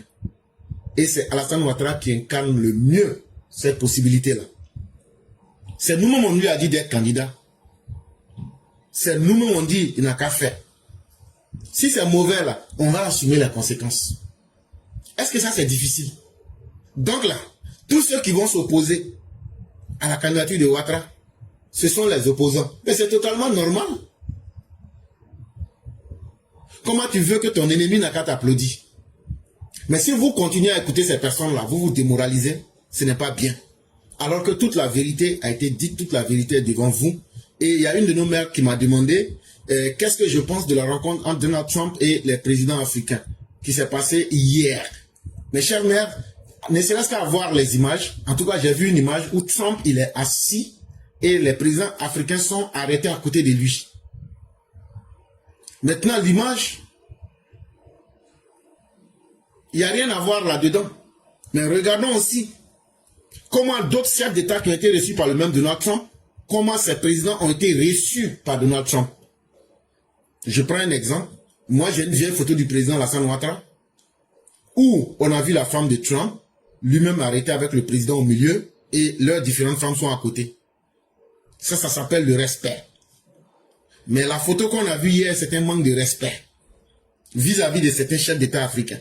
Mais ce que j'ai dit encore, il faut savoir que durant la réunion, Trump s'est mal comporté avec ses chefs d'État, jusqu'à aller leur dire, c'est quoi déjà vos noms, et pourquoi on aille très vite, parce que, et même il a dit à un là, bon, vous parlez beaucoup, faites court, et puis on va avancer rapidement. Et parmi les présidents qui ont été reçus, c'est le président sud-africain qui lui a dit, ça là, ça marche pas avec moi. Le président sud-africain a dit, non, ton chantage ne marche pas avec moi. Bon, prenons ça comme ça. Ça veut dire quoi? Ça veut dire que cette rencontre a été faite sous fond de mépris, sous fond de manque de respect. Est-ce qu'aujourd'hui, là, vous auriez voulu que votre président Alassane Ouattara se retrouve dans un tel manque de respect? Donc Dieu sait ce qu'il fait. Et Trump, il connaît très bien, il sait qu'il avait une bande de personnes sans valeur. Mais quand il voit Alassane Ouattara, que les gens lui font, parce qu'il fait semblant, parce qu'il veut diminuer ces gens-là. Je vous avais dit déjà avant la rencontre que c'est une stratégie pour pouvoir leur tirer les ressources naturelles de ces pays-là en main. Mais quand vous regardez, le président du Libéria, là, lui, il représente quoi? Le président du Libéria, les présidents qui ont été reçus, les gens d'Israël, ils représentent quand même en Afrique, qui les respectent. Donc Trump n'a fait que profiter de ce que les ambassades lui ont dit. Ah non, ce sont des vauriens, on peut s'appuyer sur eux pour avoir quelque chose avec eux rapidement. Et donc, il ne faut pas hésiter. Surtout, la qualité de l'administration qui est en face actuellement, c'est une administration mercantiliste. C'est-à-dire que eux, là, eux voient tout en termes de « je veux ça, tu me donnes et puis je te donne ça ». La politique devient comme un commerce. Ah, je suis en train de vendre ça là, hein. Ah, c'est combien? C'est 200. Ah, tu ne peux pas laisser à 100 francs. Ah, si tu veux, tu prends. Si tu veux, il faut laisser. Quand vous regardez les taxes données qu'il impose, est-ce que c'est pas comme ça? Il t'impose une taxe à prendre ou à laisser. Donc, ces personnes qui ont été invitées, c'est sur la base de leur faiblesse mais surtout des avantages qu'ils veulent tirer. C'est tout. Donc, c'est ce que j'aurais pu dire. Et cher mère, vraiment, merci à vous-même. Et on va vous souhaiter une excellente soirée avec toute la grâce divine. Merci infiniment, professeur. Tellement bien dit. Franchement, merci beaucoup. C'est trop bien dit. Et c'est la même chose que j'ai pensé quand j'ai vu l'État assis avec ses présidents arrêtés là. Merci beaucoup et bonne journée à toi. Merci. Je vous en prie, chère mère, et passez une excellente soirée. Merci. Je vous en prie.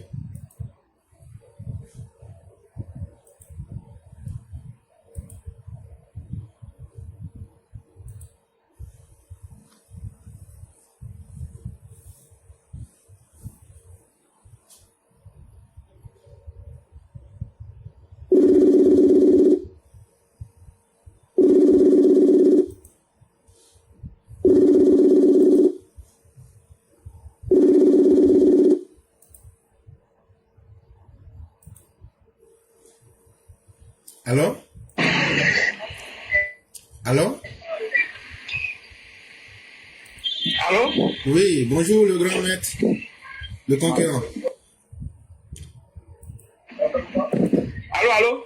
Bonjour le conquérant, comment allez-vous? Oui, comment allez-vous? Oui, bonjour cher frère Clara, je vais très bien chez vous. Dieu merci, tout va pour le mieux. D'accord. Okay. Donc on va vous laisser la parole. Alors, je vais aujourd'hui intervenir sur un seul sujet d'actualité.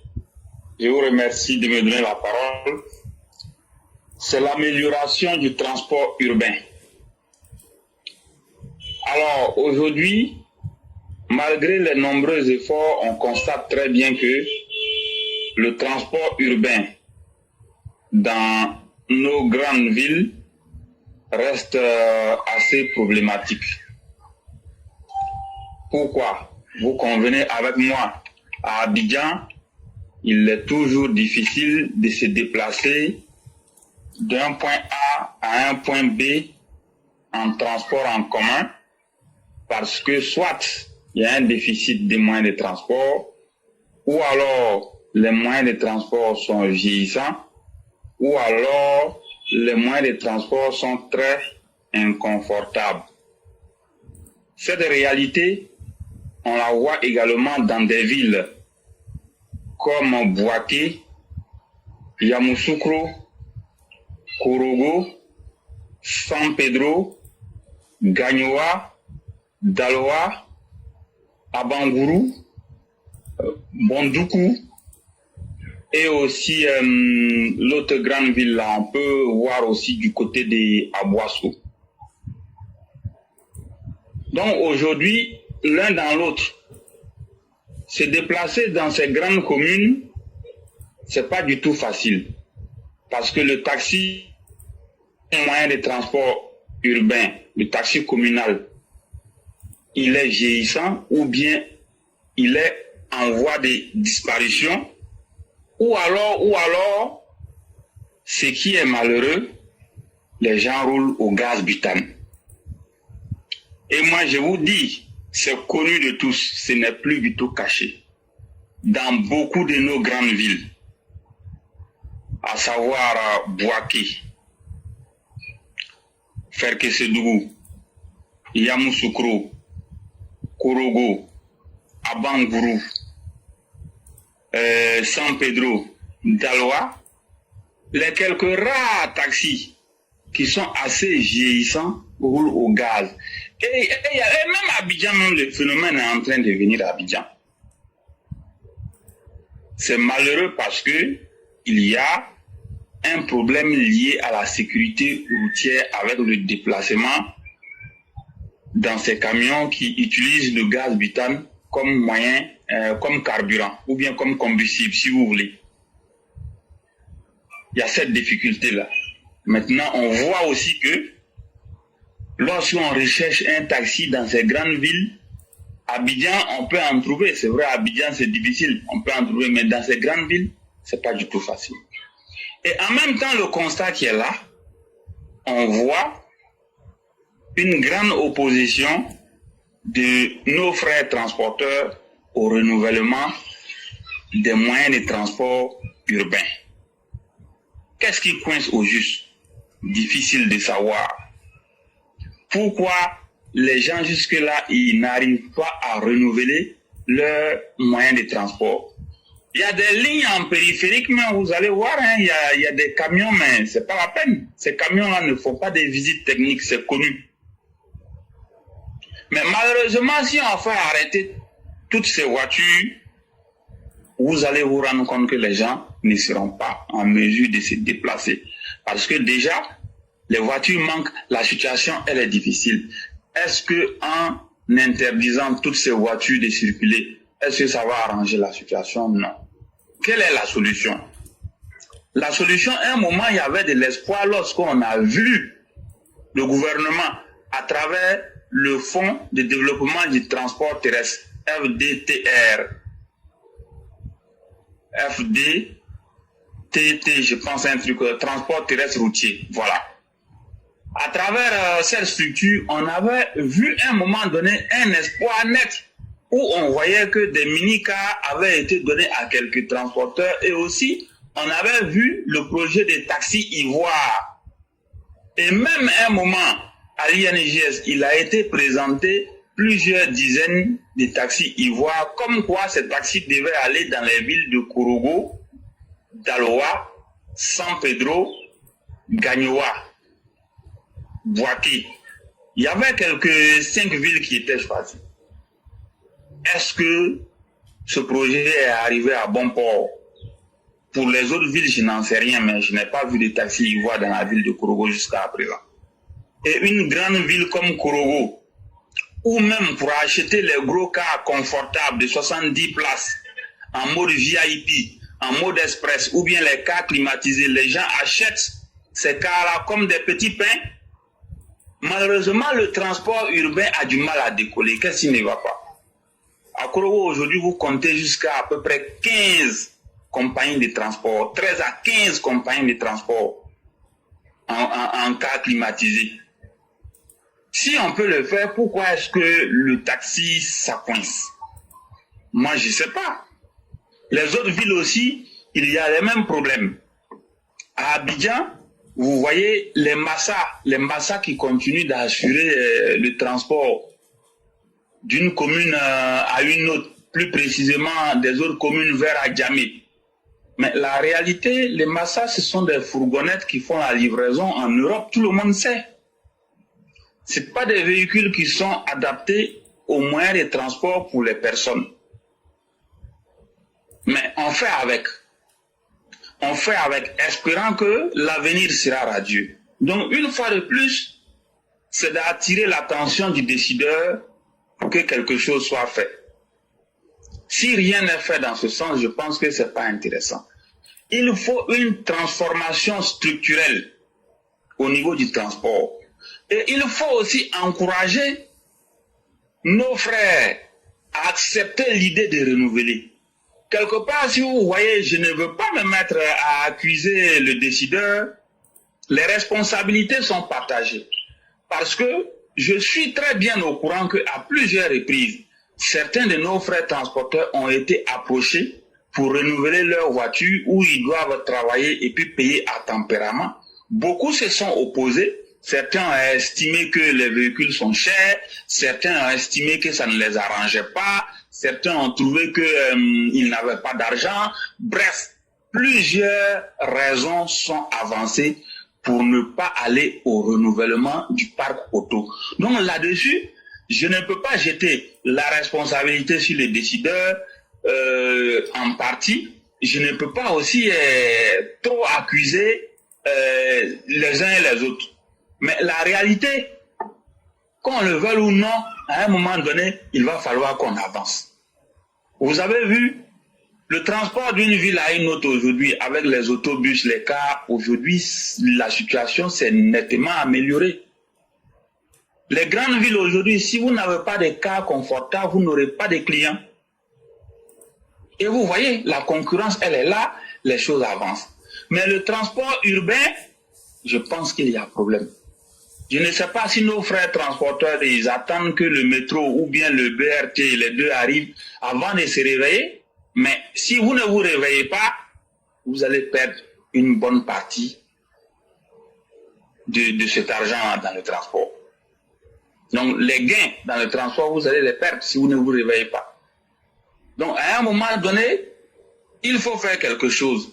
Il y a aussi un aspect qui a avancé de plus en plus. Certains transporteurs trouvent que, bon, l'activité telle qu'elle est devenue aujourd'hui, ça ne les arrange plus et qu'il n'y a pas de facilité accordée pour qu'eux puissent gagner.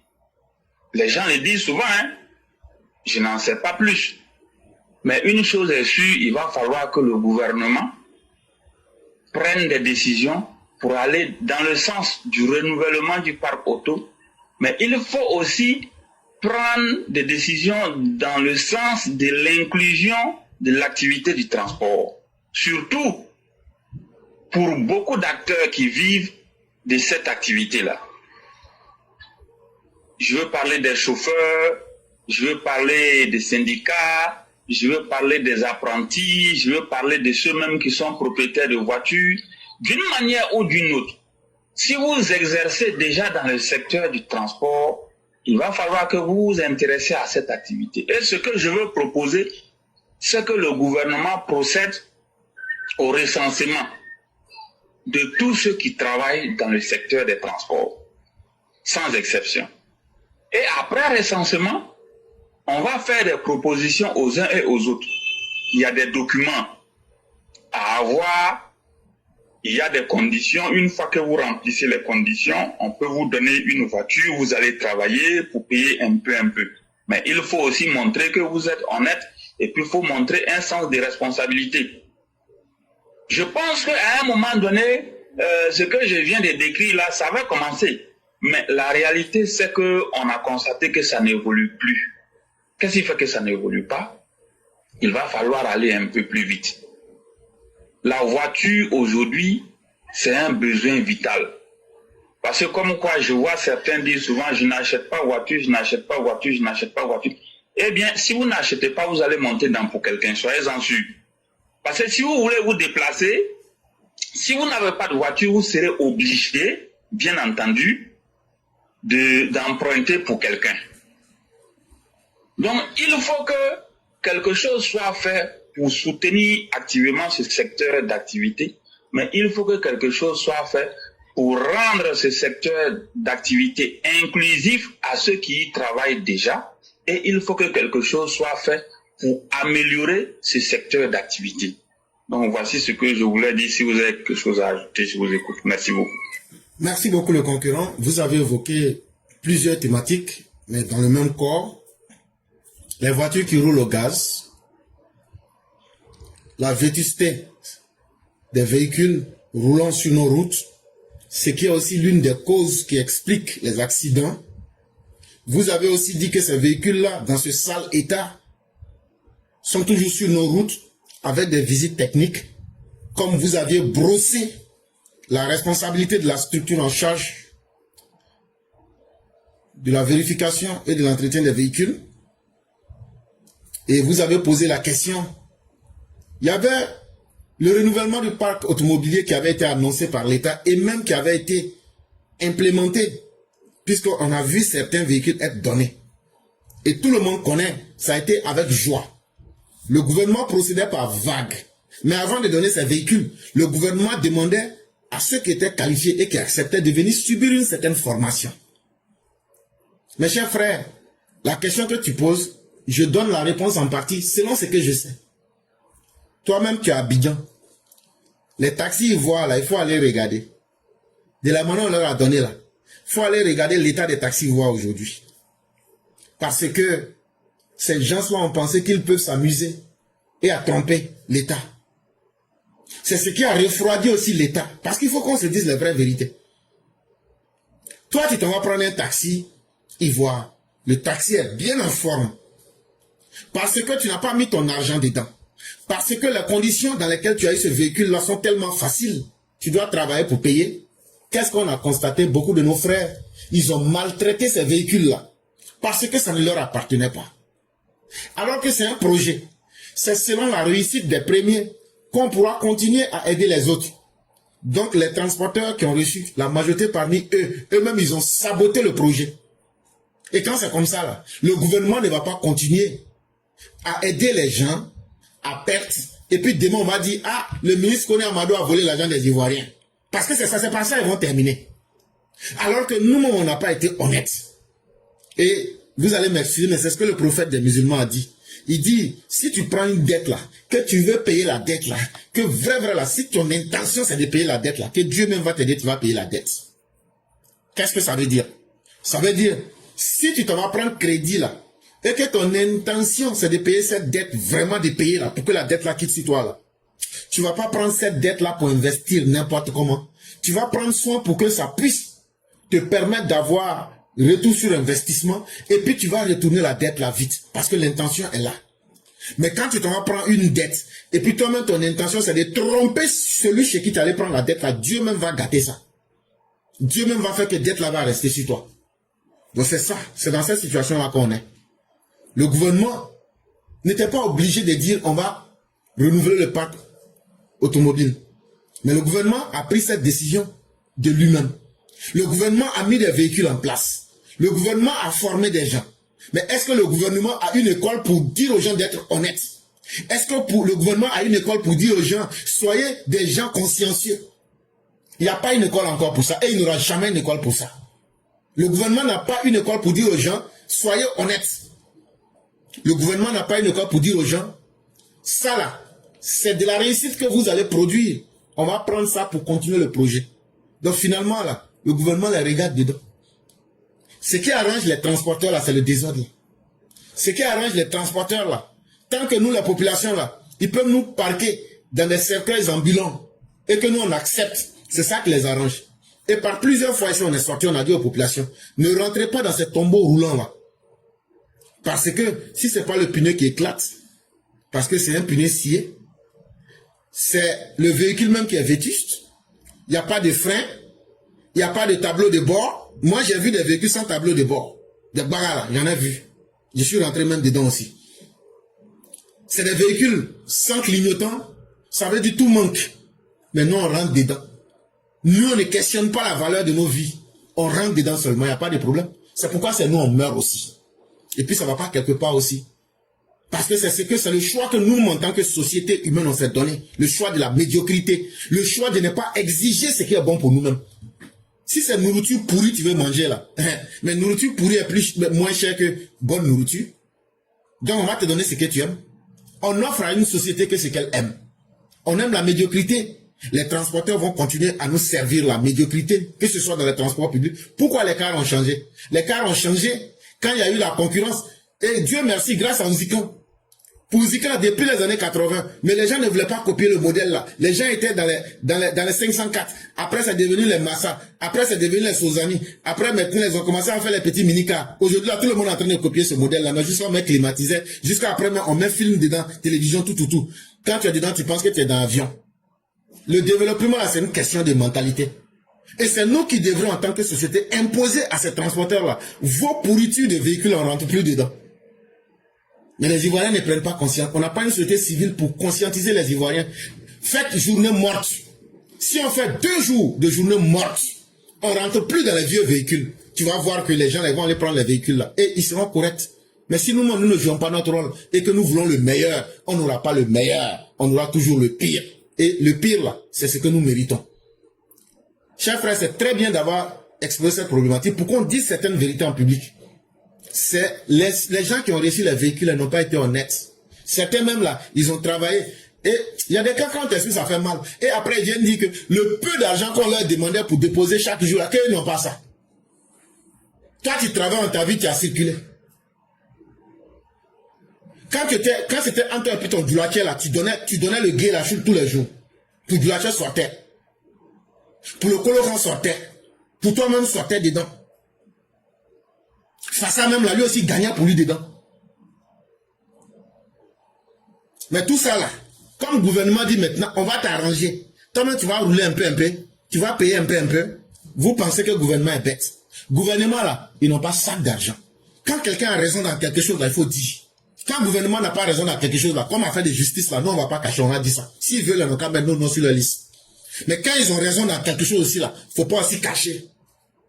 C'est ça qui a découragé les gens. Parce que tu vas continuer ce mauvais modèle-là. Demain, on va venir en dire, ah, toi, Amadou connaît là, tu joues les piens ici, tu es un voleur, tu as volé l'argent. Alors que ce n'est pas lui qui a volé, il a voulu aider les gens, mais les gens ont fait de la malhonnêteté, ils se retrouvent devant le fait accompli. Donc, chers frères, voilà un peu la situation dans laquelle les transporteurs ont mis le ministère du Transport.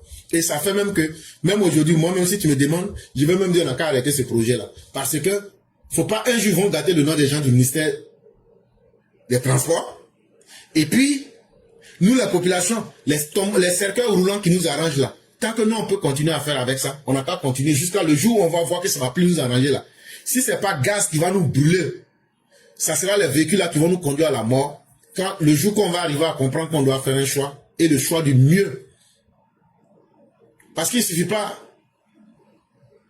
de se déplacer, mais il faut penser à sa sécurité. Et vraiment, merci d'avoir soulevé cette thématique-là. On espère que les uns et les autres vont comprendre de quoi il est question. Parce qu'il faut qu'on s'améliore. Et c'est une décision collective. Ce n'est pas une décision du gouvernement seul. Vraiment, merci beaucoup le concurrent. Et je ne sais pas si vous avez autre chose à ajouter. Effectivement, vous avez raison, parce que vous vous souvenez des véhicules qu'on appelle Ashok Leyland. Il y en a, c'est Ashok Leyland Bag, il y en a, c'est Ashok Leyland 12M. Ce sont des modèles de voitures, les mini-cars de je crois 40 places au plus là, que les gens avaient donné aux transporteurs pour qu'ils travaillent pour payer. Les gens même avaient surnommé ça Ardo Merci. Ils avaient donné ça un peu partout à plusieurs transporteurs, mais à un moment donné, le ministère a dit tout simplement qu'il y a beaucoup qui refusaient de rembourser l'argent. Il y a beaucoup qui refusaient de rembourser l'argent. Et certains m'avaient dit que c'était le fruit de leur lutte pour la conquête du pouvoir. Donc, ils ne voyaient pas pourquoi. Ils ne voyaient pas pourquoi il faut payer quelque chose. Oui. C'est nous tous on a fait combat là. Donc toi tu vas pas manger, puis moi je vais laisser. Que eux ne vont rien payer. D'autres ont trouvé que c'était trop cher, mais il y a beaucoup qui certainement ont retourné les voitures. Parce que je vois vraiment plus les voitures là dans la circulation comme avant. Voilà, le projet n'est pas allé trop loin. Il y a quelques uns qui ont prouvé, mais c'est pas allé loin. Malheureusement. Donc on est toujours là en train de tourner en rond, espérant qu'il y aura une solution viable dans les mois à venir. Espérons bien, et c'est nous qui vous disons merci. Merci surtout d'avoir bien aimé ce sujet-là. On espère bien que ça va intéresser les uns les autres. Et on va vous souhaiter une excellente soirée avec toute la bonté divine. Excellente émission. Merci. Mesdames et messieurs, nous allons aller avec la toute dernière personne, mais qui n'est pas du tout des moindres. C'est le grand professeur qui va nous enseigner. Et donc, prenez vos tabourets, prenez vos stylos et soyez prêts. C'est le grand professeur lui-même, c'est avec lui que nous allons terminer aujourd'hui le direct. Nous disons merci à tous ceux qui nous ont suivis. Merci à tous ceux qui continuent de nous faire confiance. Restons déterminés, restons cohérents. C'est aussi ça, être un homme vrai. Bonjour le grand professeur, comment allez-vous? Ben, bonjour monsieur l'éclaireur, comment vous allez? Grâce à Dieu, tout va très bien. Et la petite famille? La petite famille se porte bien. Que Dieu fasse et qu'il mette sa grâce sur nous. Amin ya Rabbi. Okay. Donc on va vous laisser votre temps de parole. D'accord, merci de me donner la parole. C'est avec plaisir que je me retrouve encore sur notre plateforme Éclaireur pour vérité. Le souci, c'est que je suis retourné à l'école. Donc, il est impossible pour moi de ne pas dire quand vous faites le direct, d'être sur le direct et pouvoir écouter. Mais j'ai eu, pour ne pas dire, chaque fois que j'ai eu l'occasion, les dimanches, d'aller sur le panel, voilà, je reste longtemps à écouter et puis après, bon, je fais la navette entre ce que vous savez, c'est-à-dire entre où je suis et puis Abidjan, donc vous voyez, c'est un peu difficile pour moi. Voilà, donc c'est ce qui fait que je n'arrive pas à suivre les directs, parce qu'entre les cours et puis la famille et puis le boulot, c'est vraiment compliqué. Alors, merci de me donner la parole. Bonjour à toute la classe EPV. La Côte d'Ivoire, mal aimée par ses fils circonstanciels. Enfin, je souffle, je respire. Quel bonheur sur mes 462 km². C'est fait circonstanciel une élection inclusive, alors que je connais leur projet, un CNT bis. Heureusement pour moi que je me suis doté de lois pour me protéger. Ces circonstanciels, vous les connaissez. Ce sont M. Laurent Gbagbo, radié, M. Thiam, radié, M. Blegoudé, radié, M. Soro Guillaume, radié. Enfin, je souffle et je respire. Le premier a marqué mon histoire avec de fausses prophéties et de faux espoirs, toujours dans le populisme, la démagogie et les injures. Le deuxième, le fils d'Elten, est à la croisée des chemins. Il est perdu dans son jeu, JE. Son arrivée au sein du plus vieux parti de la Côte d'Ivoire et le désordre que sa présence a occasionné est une aubaine pour les gardiens du temple. Et cette jeunesse, longtemps muselée par la présence de feu Henri Konan Bédié, d'amorcer cette réforme avec l'aide des gardiens du temple. Petite expérience pour remettre le PDCI d'Oufouette Boigny dans l'arène politique où elle a véritablement sa place. Ou au sein du RHDP, où est passé KKB, qui a déjà passé une élection présidentielle. Chers jeunes du PDCI, l'heure est venue pour vous, ne vous lancez pas dans le fils d'un tel, de prendre place dans ce nouveau champ politique prôné par le président Alassane Dramane Ouattara. Et le troisième est le symbole de la tricherie en Côte d'Ivoire. Lui, il a marqué son temps en vulgarisant le fainéantisme et l'humanicité de l'égoïsme dans mes sociétés d'État. Il n'y a vraiment plus rien en face. Alassane Dramane Ouattara a remporté les élections de 2010. Le dernier se caractérise par son parti, le GPS, le parti des gens perdus sérieusement. Lui, il voulait donner à son père des conseils, un peu à la Samuel Doe. Quel sacrilège et quelle prétention. Mais c'est à cette justice qui enfin se réveille, de peur d'être radiée elle-même aussi à son tour. Cher fils circonstanciel, Laurent Gbagbo, Tidiane Thiam, Blegoudé, Soro Guillaume, voilà ce que vous représentez à mes yeux et pour l'ensemble de mes fils et filles. Alors, j'ai une question pour vous. Élection inclusive ou non inclusive? Écoutons M. Laurent Gbagbo répondre à cette question. Je suis à la tête de ce pays, je veux que chacun fasse son travail. C'est ça la condition d'une démocratie et d'un état de droit. Le président de la République n'est pas un juge. Je vous aiderai à avoir tous les juges du pouvoir. Mais je ne suis pas juge. Je ne ferai ni pour vous, ni pour aucun autre Ivoirien. Que les juges fassent leur travail. Et que le président de la République fasse son travail. Et que les députés fassent leur travail. J'ai dit à mon même ami, le maire de Bouaké Fani Ibrahima, qui est un ami, qui m'a signalé que la cour d'appel de Bouaké avait cassé le jugement du tribunal de Demokro, qui refusait de se faire nationalité à Ouattara. J'ai donc dit à Fani Ibrahima, j'ai dit à Seydou Diarra, le président, et j'ai dit à Ouattara lui-même, d'aller chercher la grosse à Bouaké, au tribunal de Bouaké. Et puis, avec cette grosse, ils peuvent aller voir le juge. Ils sont allés chercher la grosse. Ils sont allés voir le juge. Le juge refuse de prendre la nationalité. Il a dit oui, ce pouvoir n'a rien fait. Mais moi, j'ai fait quoi? Moi, je leur ai donné des conseils d'amis. Le président de la République, ce n'est pas lui qui signe les certificats de nationalité. Et jamais je vais appeler un juge pour lui donner des instructions. Jamais. Je n'ai jamais, depuis que je suis là, appelé aucun juge pour lui donner des instructions. là aussi, cette ligne. Alassane Dramane Ouattara n'est pas aussi un juge. Et la justice fera son travail. Une élection parfaitement inclusive où chaque citoyen aurait une voix égale et un accès sans entrave au processus démocratique reste un idéal difficilement atteignable. Si les démocraties modernes s'efforcent d'élargir le droit de vote et de faciliter la participation, force est de constater que des obstacles structurels et socio-économiques et culturels peuvent empêcher une véritable inclusion de tous. D'abord, la solidarité elle-même est une barrière.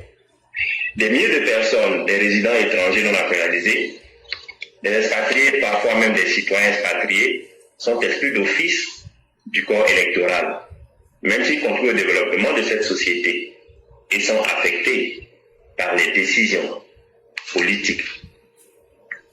Ensuite, nous avons les lois électorales. Elles peuvent éventuellement créer des exclusions. Des délais stricts peuvent empêcher ou dissuader certains électeurs de figurer sur la liste électorale. En somme, bien que des progrès significatifs aient été réalisés par la CEI pour étendre le droit de vote en Côte d'Ivoire, l'ancienne élection véritablement inclusive se heurtera toujours à une multitude de réalités plus ou moins complexes. Une démocratie réellement inclusive exigerait non seulement l'absence de barrières légales, chers fils circonstanciels, et si nous allons pour une élection non inclusive. Je voudrais rappeler à M. Laurent Gbagbo qu'à une certaine période, à une époque, Alassane Dramane Ouattara et Bédié n'ont pas participé à ces élections-là. Alors, écoutons encore M. Laurent Gbagbo.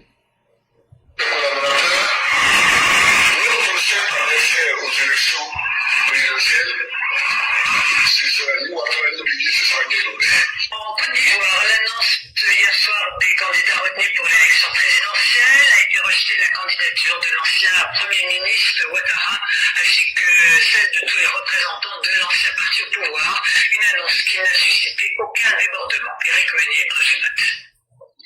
Abidjan, comme toute la Côte d'Ivoire, vient à peine de s'installer dans sa première nuit de couvre-feu. À la télévision nationale, le président de la Cour suprême va lire la lecture de la liste tant attendue, tant reculée, conformément à la loi.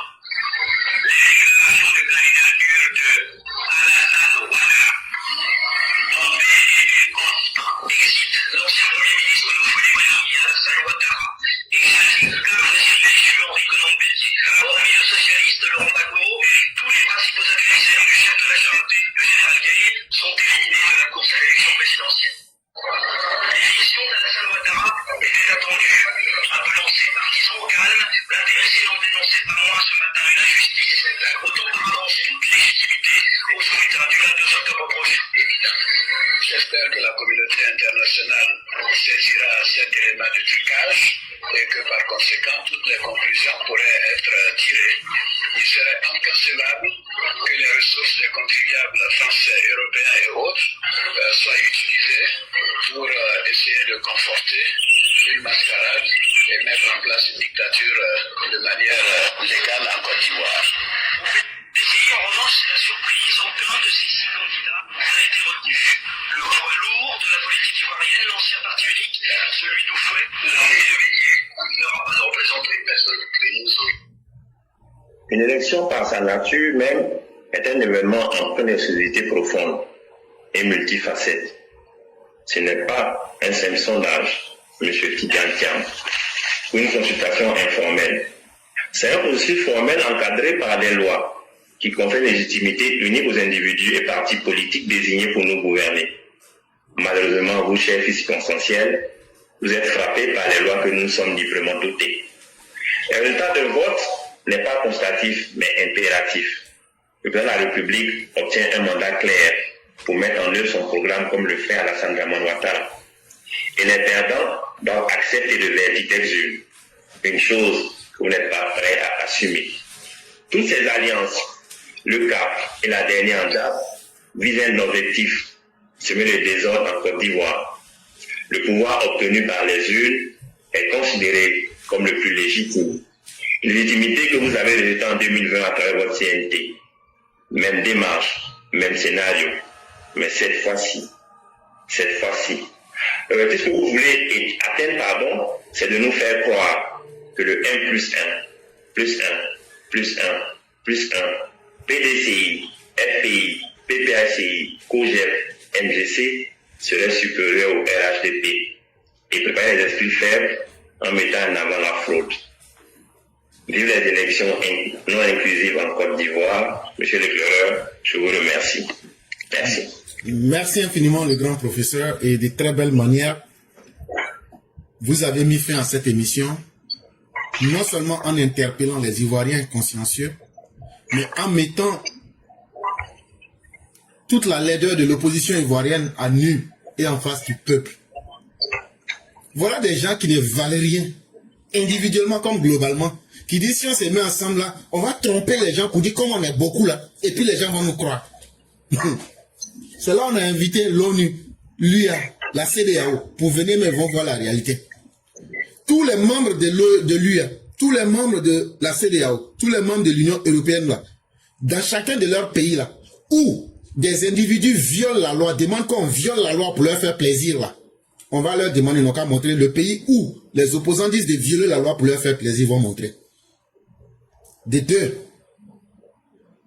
Aujourd'hui là, grâce à ces médias sociaux là, on est en train de montrer véritablement ce que vous êtes. De trois, le peuple, dans sa majorité, est occupé par le travail. Vos conneries n'intéressent plus personne. Mais vous pensez que ça intéresse les gens. Et vous voulez faire dans du chantage. Si vous créez les conditions de la violence, le chef de l'État dit de vous dire qu'en 2020, là, il a été surpris par votre violence. Mais qu'en 2025, vous n'aurez pas l'occasion de faire ce que vous avez fait en 2020. Et nous-mêmes, les populations, là, on vous dit, nous n'allons pas rester les bras croisés lorsque vous allez envoyer la violence vers nous. On vous le dit tous les jours. Personne n'acceptera que ces biens soient détruits. Personne n'acceptera que des idiots comme vous viennent mettre leur vie en danger. On va réagir par la légitime défense. Et ça, vous allez goûter à la rigueur de la réalité. Et tous les esprits sont prêts à ça. Et les gens vous attendent. Vous serez matés sans état d'âme. Donc ce que vous voyez là en prison là, ça c'est échantillon, ça c'est petit déjeuner d'abord. Mais ceux qui veulent aller au royaume des cieux, puisque Jésus a dit dans la demeure de mon Père, il y a plusieurs chambres, il y a plusieurs choses là. Dans le royaume de mon Père, il y a plusieurs demeures là. Vous allez aller dedans là-bas. Mais on est là, on est tranquille, mais on vous attend. Mais ne pensez pas qu'on vous attend les bras vides. On vous attend à la hauteur des mauvaises actions que vous allez poser. Et cette fois-ci là, on va vous redresser dans cette société ivoirienne, sans état d'âme. Ni le gouvernement, ni quiconque pourra faire quelque chose. Ce sont les populations même qui vont se lever contre vous. Et vraiment, merci beaucoup le grand maître. Merci beaucoup. Et comme vous le dites, nul n'est suffisamment âgé pour ne pas apprendre. Le savoir est la meilleure chose et c'est la plus belle des choses. Et nous vous souhaitons vraiment beaucoup de chance dans l'apprentissage que vous faites actuellement et que ce soit une connaissance qui soit utile à nous tous et que vous continuez et qu'à travers ce que vous êtes en train d'apprendre, vous venez encore pour éclairer nos esprits. Ce sera avec beaucoup de plaisir. Vraiment merci. C'est avec vous qu'on va terminer. On va vous laisser la conclusion en 1 ou 2 minutes. Merci à tous ceux qui nous ont suivis et demain sera un autre jour pour d'autres analyses politiques. Cher professeur, vous avez le mot de la fin. D'accord, merci de m'avoir donné la parole. Encore heureux d'écouter, de partir cette voix et de retrouver tous nos Mao et tous nos Chao. Que la santé soit avec nous. Amen. Et que le président accepte d'être notre candidat parce que la Côte d'Ivoire en a besoin. Alors merci encore, merci pour tout et puis demain le jour. Merci. Je vous en prie, excellente soirée à vous ainsi qu'à toute la famille et nous nous retrouvons pour l'analyse intellectuelle du 11 juillet 2025 à partir de demain. Merci beaucoup. Inch'Allah. Je vous en prie. Inch'Allah. Merci.